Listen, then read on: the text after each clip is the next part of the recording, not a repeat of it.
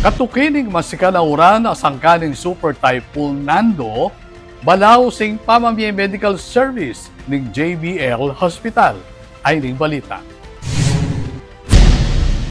Katukining masikara pamanuran, adala ning Super Typhoon Nando, manatili ang makasadya, reng niyayaliwang clinical departments at emergency personnel ning DOH Jose B. Lingad Memorial General Hospital o JBL-MGH, bang pakibatan ning pamangailangan dareng apektadong residente. Kabilang kareng serbisyong yampang ning hospital, ing gustong pamamye doxycycline para kareng apektadong komunidad, pamagpakalat impormasyon dikil king leptospirosis at reng paralan bangay iwasan iti pamag-deploy ng Philippine Emergency Medical Assistance Team, pamagsadyang pansamantalang pasilidad para kareng stranded na empleyado ning ospital. Samantala, sumaangid ning albug king balen ning Santo Tomas, manatili ang makabuklat at balausing serbisyong medikal keti king bukas center ning JBL-MGH manibat alas 6 ning abak hanggang alas 10 ning bengi.